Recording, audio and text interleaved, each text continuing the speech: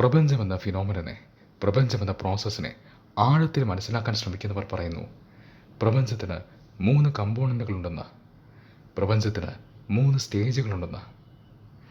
വളരെ ഇൻട്രസ്റ്റിംഗ് ഒരു കാര്യമാണിത്.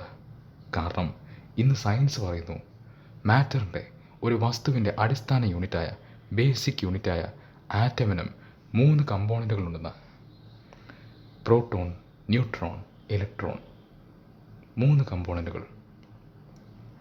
ഒരുപാട് വർഷങ്ങൾക്ക് മുമ്പ് ഭാരതീയരും പറഞ്ഞു പ്രപഞ്ചത്തിനും 3 കമ്പോണൻറ്റുകൾ, 3 സ്റ്റേജുകളുണ്ടെന്ന്.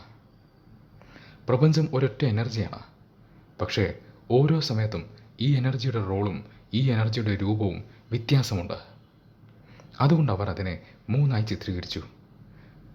അവരതിനെ ബ്രഹ്മ, വിഷ്ണു, മഹേശ എന്ന് വിളിച്ചു. ബ്രഹ്മ എന്നത് ക്രിയേറ്ററാണ്, സൃഷ്ടാവ്. വിഷ്ണു എന്നത് സ്ഥിതി അല്ലെങ്കിൽ പരിപാലകനാണ്. മഹേഷ് അല്ലെങ്കിൽ ശിവ എന്നത് ഡിസ്ട്രോയറാണ്, നശിപ്പിക്കുക അല്ലെങ്കിൽ സംഹരിക്കുക. അതാണ് ശിവയുടെ റോൾ. ഒന്ന് ആലോചിച്ച് കഴിഞ്ഞാൽ പ്രപഞ്ചത്തിൻ്റെ ഈ 3 സ്റ്റേജുകൾ, പ്രപഞ്ചത്തിൻ്റെ ഈ 3 റോളുകൾ നമുക്കും ബാധകമാണ്. നമുക്കും ഈ 3 സ്റ്റേജുകളുണ്ട്. നമ്മളും ജനിക്കുന്നു, മരിക്കുന്നു, ഇതിനിടയിൽ ജീവിക്കുന്നു. സത്യത്തിൽ ഇത് തന്നെയാണ് പ്രപഞ്ചത്തിന് സംഭവിക്കുന്നത്. പ്രപഞ്ചവും ജനിക്കുന്നു, പ്രപഞ്ചവും മരിക്കുന്നു, ഇതിനിടയിൽ കുറച്ചുനാൾ പ്രപഞ്ചവും ജീവിക്കുന്നു. എല്ലാവർക്കും അറിയാം ബ്രഹ്മ, വിഷ്ണു, മഹേശ എന്നത് ത്രിമൂർത്തികളാണ്. പക്ഷേ ഇവരെ വെറും വ്യക്തികളായി മാത്രം കാണരുത്. ഇവർ അതിനും അപ്പുറമാണ്.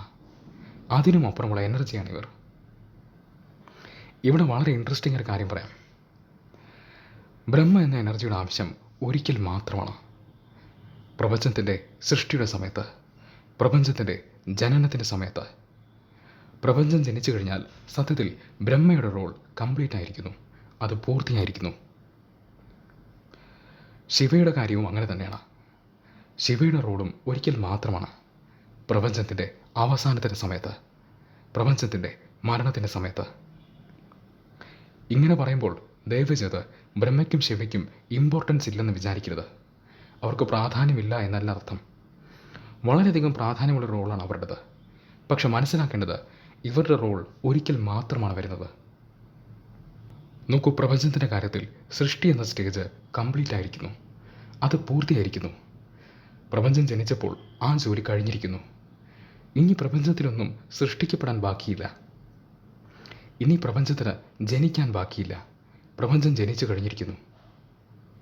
ഇത് മനസ്സിലാക്കാൻ നമുക്ക് നമ്മുടെ ജീവിതത്തിൽ തന്നെ ഒരു ഉദാഹരണം എടുക്കാം. കുറച്ച് മുൻപ് പറഞ്ഞല്ലോ, നമ്മളും ഒരു മിനിയേച്ചർ യൂണിവേഴ്സാണ്. യൂണിവേഴ്സിനുള്ള 3 സ്റ്റേജുകൾ നമുക്കുമുണ്ട്. ജനനം, മരണം, ഇതിനിടയിലുള്ള ജീവിതം. ഇപ്പോൾ ഞാൻ നിങ്ങളുടെ അടുത്തൊരു ചോദ്യം ചോദിച്ചോട്ടെ. നിങ്ങൾ എത്ര തവണ ജനിച്ചിട്ടുണ്ട്? ഒരിക്കൽ മാത്രം, ശരിയല്ലേ? ജനനം എന്നത് ഒരിക്കൽ സംഭവിക്കുന്ന കാര്യമാണ്. നിങ്ങൾ എല്ലാ ദിവസവും ജനിക്കുകയാണോ? 3-4 തവണ നിങ്ങൾ ജനിച്ചിട്ടുണ്ടോ? നമ്മൾ ജനിച്ചു എന്ന സത്യമാണ്, പക്ഷെ അതൊരിക്കൽ മാത്രം നടന്ന കാര്യമാണ്, ഒരൊറ്റ പ്രാവശ്യം. ഇന്നല്ലെങ്കിൽ നാളെ നമ്മൾ മരിക്കുമെന്ന് നമുക്കറിയാം. നമ്മൾ എത്ര തവണ മരിക്കുമെന്നാണ് നിങ്ങൾക്ക് തോന്നുന്നത്? ഒരു ജന്മത്തിൽ ഒരു പ്രാവശ്യമേ നമ്മൾ മരിക്കുകയുള്ളൂ. 4-5 തവണയൊന്നും മരിക്കില്ല. അതായത് ഒരു ജന്മത്തിൽ ഒരു പ്രാവശ്യമേ ജനിക്കുകയുള്ളൂ, ഒരു പ്രാവശ്യമേ മരിക്കുകയുള്ളൂ. ജനനവും മരണവും ഉണ്ടെന്നുള്ള സത്യമാണ്. അതിന് വളരെയധികം പ്രാധാന്യമുണ്ട്. പക്ഷെ അതൊരിക്കൽ മാത്രം സംഭവിക്കുന്നു. ഇത് തന്നെയാണ് പ്രപഞ്ചത്തിൻ്റെ കാര്യത്തിലും. പ്രപഞ്ചത്തിനൊരു ജനനമുണ്ട്, പ്രപഞ്ചത്തിനൊരു മരണമുണ്ട്. അതിന് അസോസിയേറ്റ് ചെയ്തിരിക്കുന്ന ഒരു എനർജിയുമുണ്ട്. ജനനത്തിന് ബ്രഹ്മ, മരണത്തിന് ശിവ. പക്ഷെ അവർ ഒരിക്കൽ മാത്രമാണ് വരുന്നത്. ജനനത്തിനും മരണത്തിനും ഇടയിലുള്ള വലിയൊരു സമയമുണ്ട്, ജീവിതം. ഇത് വിഷ്ണുവാണ്. ജീവിതം എന്ന എനർജി വിഷ്ണുവാണ്. ജീവിതത്തിൻ്റെ റോൾ വിഷ്ണുവിനാണ്. ജീവിതത്തെ പരിപാലിക്കുക, ജീവനെ പരിപാലിക്കുക എന്നത് വിഷ്ണുവിൻ്റെ റോളാണ്. നമ്മളിപ്പോൾ പറഞ്ഞു ബ്രഹ്മ, വിഷ്ണു, മഹേശ എന്ന ത്രിമൂർത്തികൾ എനർജിയാണെന്ന്. ഇവർ ഓരോരുത്തരും ഓരോ പ്രോസസ്സുമായി അസോസിയേറ്റ് ചെയ്യപ്പെട്ടിരിക്കുന്നുവെന്ന്. ബ്രഹ്മ ജനനവുമായി, വിഷ്ണു ജീവനായി, ശിവ മരണവുമായി. നമുക്കായിരുന്നാലും പ്രപഞ്ചത്തിനായിരുന്നാലും ജനനവും മരണവും എന്നത് രണ്ടറ്റങ്ങളാണ്. ഇതിനിടയിലുള്ള വലിയൊരു സമയമുണ്ട്. അത് ജീവനാണ്, ജീവിതമാണ്. വിഷ്ണു ഈ എനർജിയാണ്. ഇതുകൊണ്ട് തന്നെ വിഷ്ണുവിൻ്റെ റോൾ വളരെ വലുതാണ്. ഒരുപാട് കാര്യങ്ങൾ വിഷ്ണുവിന് ചെയ്യേണ്ടതായിട്ടുണ്ട്. ഭാരതീയർക്ക് വളരെ മനോഹരമായൊരു കോൺസെപ്റ്റ് ഉണ്ട്, അവതാരങ്ങൾ എന്ന കോൺസെപ്റ്റ്. അവതാരം എന്ന് പറയുമ്പോൾ തന്നെ നമ്മളിൽ ഭൂരിഭാഗം ആൾക്കാർക്കും മഹാവിഷ്ണുവിനാണ് ഓർമ്മ വരിക. ഒരുപാട് വർഷങ്ങൾക്ക് മുൻപ് ജീവിച്ചിരുന്ന ഭാരതീയർക്ക് വിഷ്ണു എന്ന എനർജിയെക്കുറിച്ച് കൃത്യമായ ബോധമുണ്ടായിരുന്നു. അവർ ആ പ്രതിഭാസത്തെ ശരിയായി മനസ്സിലാക്കിയിരുന്നു. അതുകൊണ്ട് അവർ അറിഞ്ഞിരുന്നു, ഇവിടെ ഒരു അവതാരം ഉണ്ടാവുന്നുണ്ടെങ്കിൽ അത് വിഷ്ണുവാണ്. കാരണം വിഷ്ണുവാണ് ലൈഫ് എനർജി. ഇവിടെ വരുന്ന ഓരോ ലൈഫും വിഷ്ണു തന്നെയാണ്. രാമൻ വിഷ്ണുവാണ്, കൃഷ്ണൻ വിഷ്ണുവാണ്. പക്ഷെ ഒരു കാര്യമുണ്ട്, ഇവർ മാത്രമല്ല വിഷ്ണു. നിങ്ങൾ ചിലപ്പോൾ വിശ്വസിക്കില്ല, പക്ഷേ നിങ്ങളും വിഷ്ണു തന്നെയാണ്. നിങ്ങളും വിഷ്ണുവിൻ്റെ അവതാരമാണ്. കാരണം നിങ്ങൾക്കും ജീവനുണ്ട്. ജീവനുള്ളതെല്ലാം വിഷ്ണുവാണ്. ഒരൊറ്റ ഫോഴ്സേ ഈ പ്രപഞ്ചത്തിലുള്ളൂ, ഒരൊറ്റ എനർജി ഈ പ്രപഞ്ചത്തിലുള്ളൂ. അത് തന്നെയാണ് പല പല രൂപത്തിൽ വരുന്നത്. കുറച്ച് മുൻപ് പറഞ്ഞല്ലോ രാമൻ വിഷ്ണുവാണെന്ന്. വളരെ ഇൻട്രസ്റ്റിംഗ് ആയൊരു കാര്യം പറയാം. രാമൻ മാത്രമല്ല വിഷ്ണു. രാമൻ ഏത് രാവണനെയാണോ കൊല്ലുന്നത് ആ രാവണനും വിഷ്ണു തന്നെയാണ്. രണ്ടുപേരിലും ഒരേ എനർജിയാണ്. പക്ഷേ ഒരു വ്യത്യാസമുണ്ട്. രാമനിൽ വിഷ്ണു എന്ന എനർജി ശരിയായ ദിശയിലാണ് സഞ്ചരിക്കുന്നത്.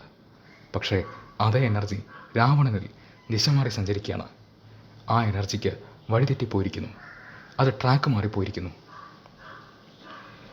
രാമനും കൃഷ്ണനും ഒരേ വ്യക്തിയാണോ എന്ന് ചോദിച്ചു കഴിഞ്ഞാൽ അറിയില്ല. പക്ഷേ ഇവർ രണ്ടുപേരും ഒരേ എനർജിയാണോ എന്ന് ചോദിച്ചു കഴിഞ്ഞാൽ തീർച്ചയായിട്ടും അതെ.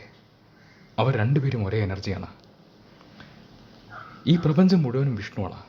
ഒരു പൂ വിരിയുമ്പോൾ അത് വിഷ്ണുവാണ് വിരിയുന്നത്. ഒരു പുഴ ഒഴുകുമ്പോൾ അത് വിഷ്ണുവാണ് ഒഴുകുന്നത്. ഒരു പക്ഷി പറക്കുമ്പോൾ അത് വിഷ്ണുവാണ് പറക്കുന്നത്. ഒരു മരം വളരുമ്പോൾ അത് വിഷ്ണുവാണ് വളരുന്നത്. നിങ്ങളുടെ ചുറ്റിനും കാണുന്ന എല്ലാ പുരുഷനും സ്ത്രീയും എല്ലാവരും വിഷ്ണുവാണ്. നിങ്ങൾക്കറിയായിരിക്കും പ്രഹ്ലാദൻ്റെ കഥ. അറിയാത്തവർക്കായി ചുരുക്കി പറയട്ടെ. പ്രഹ്ലാദൻ ഹിരണ്യകശിപു എന്ന രാജാവിൻ്റെ മകനാണ്. ഹിരണ്യകശിപുവിൻ്റെ ഏറ്റവും വലിയ ശത്രു ഭഗവാൻ വിഷ്ണുവാണ്. അദ്ദേഹം ഭഗവാൻ വിഷ്ണുവിൻ്റെ പേരെടുക്കുന്നത് പോലും ബാൻ ചെയ്തിരുന്നു. പക്ഷേ ഇൻട്രസ്റ്റിംഗ് ആയ കാര്യം എന്തെന്നാൽ ഹിരണ്യകശിപുവിൻ്റെ സ്വന്തം മകനായ പ്രഹ്ലാദൻ വിഷ്ണു ഭക്തനാണ്. പ്രഹ്ലാദന് വിഷ്ണുവാണെല്ലാം. സ്വാഭാവികമായും ഹിരണ്യകശിപുവിന് ഇതിഷ്ടമേ ആയിരുന്നില്ല. ഹിരണ്യകശിപുവിന് പ്രഹ്ലാദനോട് വളരെയധികം ദേഷ്യമായിരുന്നു. ഒരുപാട് പ്രാവശ്യം പല പല രീതിയിൽ ഹിരണ്യകശിപു പ്രഹ്ലാദനെ കൊല്ലാൻ ശ്രമിച്ചു. പക്ഷെ ഒരു പ്രാവശ്യം പോലും പ്രഹ്ലാദനെ വധിക്കാൻ ഹിരണ്യകശിപുവിന് സാധിച്ചില്ല. ഒടുവിൽ ഒരു ദിവസം ഹിരണ്യകശിപുവിന് നല്ല ദേഷ്യം വന്നപ്പോൾ, ദേഷ്യം അതിൻ്റെ പീക്കിലെത്തിയപ്പോൾ ഹിരണ്യകശിപു പ്രഹ്ലാദനെ കൊല്ലാനായി പിടിച്ചു നിർത്തി. അന്ന് വലിയ വഴക്കുണ്ടായി. ഹിരണ്യകശിപു ഭഗവാൻ വിഷ്ണുവിനെ ഒരുപാട് ചീത്ത പറഞ്ഞു. പക്ഷെ പ്രഹ്ലാദൻ അപ്പോഴും പറഞ്ഞു, മഹാവിഷ്ണു ഈ പ്രപഞ്ചം മുഴുവൻ നിറഞ്ഞു നിൽക്കുന്നുവെന്ന്.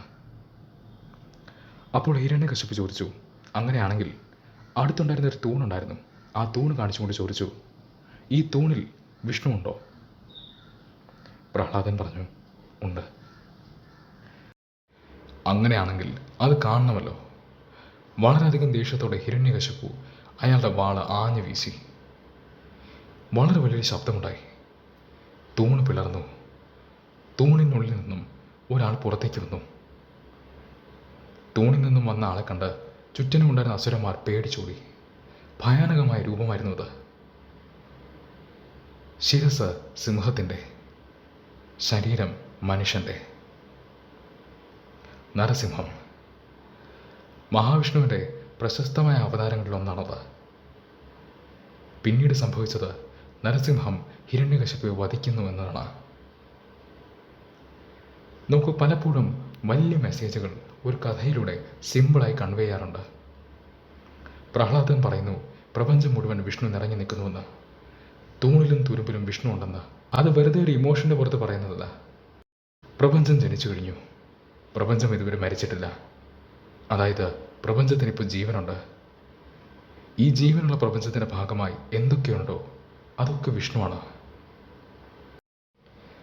പറയുന്നത് ഏതൊരു സൃഷ്ടിയിലും ഏതൊരു പ്രോസസ്സിലും മിനിമം 3 കമ്പോണൻറ്റുകൾ ഉണ്ടാകും എന്നാണ്.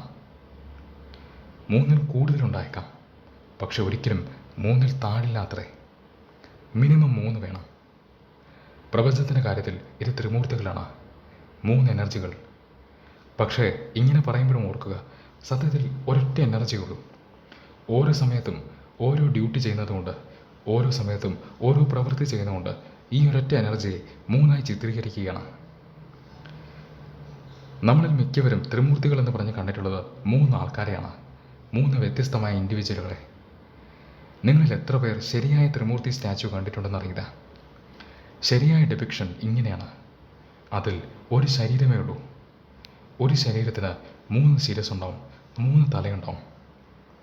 അതിലൊന്ന് ബ്രഹ്മാവിൻ്റെതാണ്, രണ്ടാമത്തേത് വിഷ്ണുവിൻ്റെതാണ്, മൂന്നാമത്തേത് മഹേശൻ്റെ അല്ലെങ്കിൽ ശിവൻ്റെ.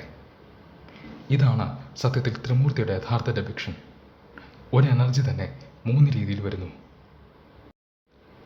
നിങ്ങളുടെ അറിവുകളും ഫീലിങ്സും തീർച്ചയായിട്ടും കമൻസിലൂടെ ഷെയർ ചെയ്യുക. ഇന്നത്തെ വീഡിയോ നിങ്ങൾക്ക് ഇഷ്ടമായെങ്കിൽ തീർച്ചയായിട്ടും വീഡിയോ ലൈക്ക് ചെയ്യുക. ഈ നല്ല അറിവ് മറ്റുള്ളവരിലേക്കും ഷെയർ ചെയ്യുക.